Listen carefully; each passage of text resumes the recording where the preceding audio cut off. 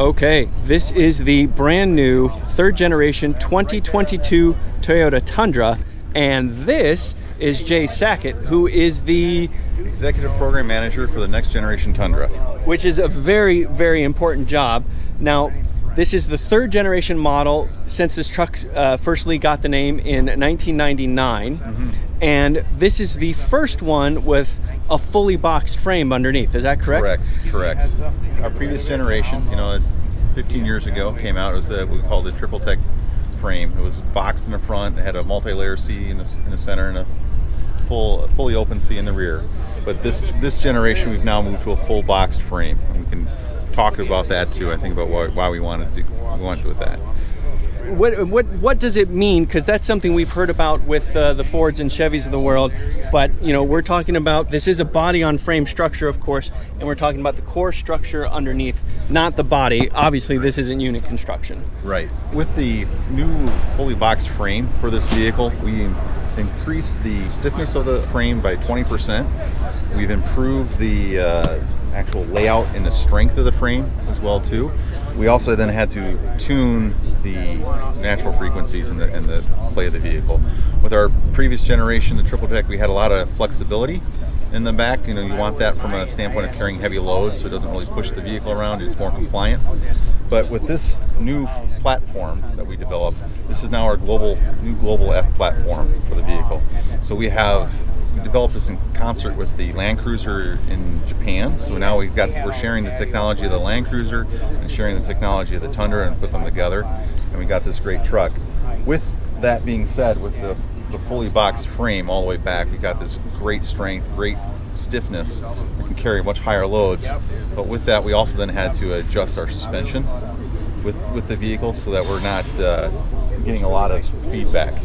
A box frame is perfect for an SUV because you have one single body unit on top. With the pickup truck, you have two individuals. You got the deck and the cab. We usually allow a little bit more compliance, but with the SUV, you can't really do that. So with this higher rigidity frame, higher strength frame, we now have also then developed our multi-link suspension in the back of the vehicle. Yeah, that's one of the new features of this truck. Now, this is still a solid axle. It is a rigid axle in back. So what are the additional links that we're talking about? So we have a leader and trailer arms here on this side, and we also have our panhard cross link going across the back here. Yeah, okay, panhard bar, yeah. Yep, panhard.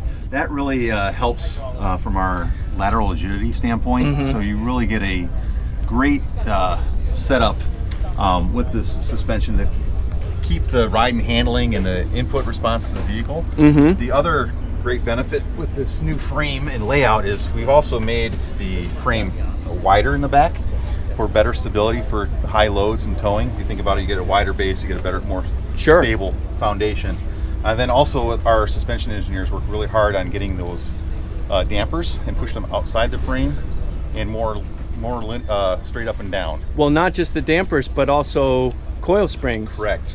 So it's no longer a leaf spring, it's now coil springs, and those are outside of the frame rails, so that's got a better moment arm to work on the suspension. Much more efficient. And see if we can see those. Oh, they're back there. Oh, I can see them. The coils are right there, on the inside of the frame rail, and the struts are on the outside of the frame rail. Yeah, exactly right. And so that definitely, you have that improved stability in the suspension, and it's wider on top of that, so it's just a lot more stable, and that makes it's phenomenal for towing. Yeah, honestly, and also the ride comfort for this vehicle is I think class leading. Honestly, we put many miles on this thing up and down highways with high loads and no loads, and it's phenomenal. Now, you talked about fully boxed frame, all these kind of things. Since we're back here, we also have to talk about this new SMC composite truck bed. So there was a bit of controversy when Ford went with aluminum bed. You guys went just plastic bed with aluminum cross members underneath it for added strength. Our composite bed. So we have, we've been doing composite bed for many years in our Tacoma. It's been really well received, really durable. Our customers really love it. So we're looking at, yes, of course there were bed wars. We've heard that. Our competitors have been playing back and forth with each other. But we took what we knew from Tacoma and really made that brought that into the full-size truck and made this appropriate for a full-size truck. New lighter weight composite material developed with our supplier and our engineers. We also then have multiple cross braces, extruded aluminum cross braces underneath to keep the weight down, but then also give it the full-size strength that's necessary for the new payloads. Now we're holding over 1,900 pounds in the back, max payload capacity. Yeah, 1,940 pounds, I believe. Correct. So just under a ton, actually. Correct. And the beautiful thing is with the composite is it's, you can drop a toolbox in here or whatever you want. It may ding or may give a little scratch, but it's not going to rust. It's durable, and if you want, you put a little bit of paint on it, you're fine. It's great. And then we also of course, with the plastics, with the sheet molded compound, we can mold in features that we want. We obviously have ability to have very defined platforms that we can put in with boards and so forth. And this is the Crew Max body with Correct. the 5.5 foot bed. 5.5 foot bed. We have 3 variations of bed length now. We 5.5, have 5.5, 6.5, and 8 foot bed. The 6.5 bed is now available with our Crew Max. This is the first time ever we listened to our customers. And that'll be one long truck. Yep. And our customers, some would buy our current, what we call our double cab, because they really needed a bed, but they couldn't fit their family in it and they struggled with that. And others would want the Crew Max, but they couldn't haul all the stuff they wanted. So we brought heard that, and we brought the 6.5 foot Crew Max. But so you can do a double cab or a Crew Max, but all 2022 Tundras are indeed 4 doors. Correct. No, none of those. We don't have any of the access cabs like we have in our Tacoma. They're all 4-door cab models. So the difference between a double cab and a Crew Max is going to be just how much space you have in back. Yeah, about a little bit of length in that back door. Yeah, so. Sure. And I'm sure it's plenty. We can't open the truck up right now, but I'm sure it's plenty spacious. Yes. One other thing I noticed when you're looking back is that nice, big, pretty exhaust pipe. Mm-hmm. So that makes me want to ask the question. It's ironic to me that Toyota and Lexus have been pushing a naturally aspirated 5-liter V8 in some of their sedans, and yet for the new Tundra, turbo V6s only. Yep, we thought long and hard about that. We were asking for what kind of powertrain do we want, and listening to what our customer said. There's a lot of different powertrain options out there, but it comes down to power and torque. For a full-size truck, and customers want to be able to pull something and pull it up out of a hole easily. So looking at that, we had the V6 turbo is fantastic. It gets a nice peaky torque curve and very linear. We can really get it in a very low RPMs. And then stays there. Right? Yeah. It's phenomenal.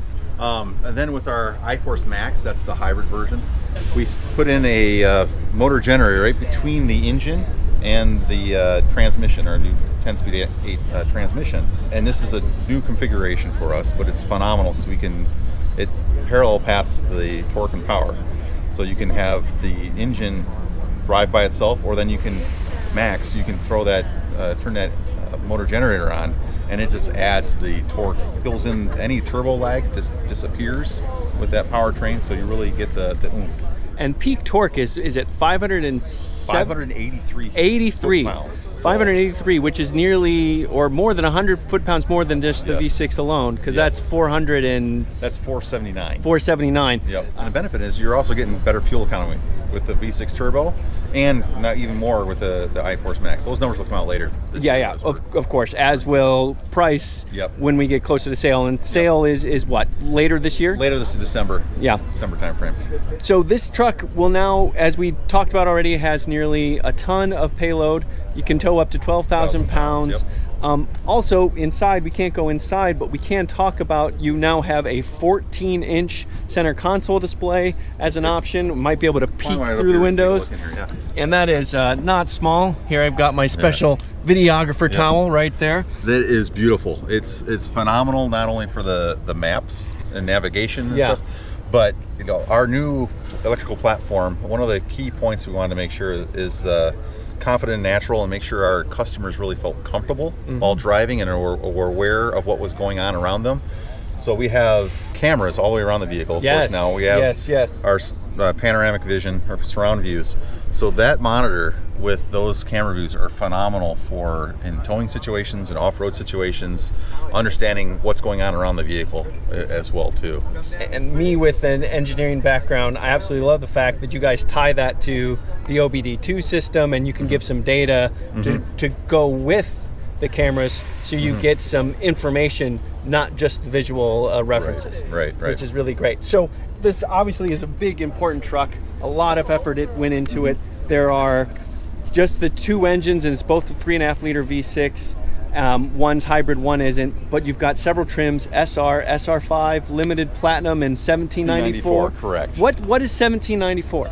Well, Platinum and 1794 are very similar. Okay. The 1794 gets a little bit more. It's our kind of our Western edition.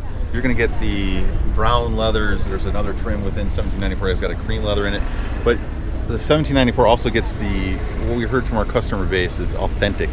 You need authenticity in your trim levels and so forth. We've got real wood, real American walnut trim in our 1794. I'm not sure if you can hold the camera up, but if you see the garnish, that's the IP in front of the passenger, right where the airbag is. Each one of those is unique for our trim levels. That one has limited. When you get Platinum, it will be embossed with Platinum, and then 1794 actually it's made out of the American walnut. Actually has what looks kind of like a brand. 1794. Yeah. Our 1794 logo is over there too. And what's the significance of that number? That ties back into where our plant was built and where the ranch was. That was originally at the location where our plant was built on. Well, Jay, thank you so much for walking us around the truck, giving us some good insights, and braving the weather with us as well. No problem. Thank you so very much. much.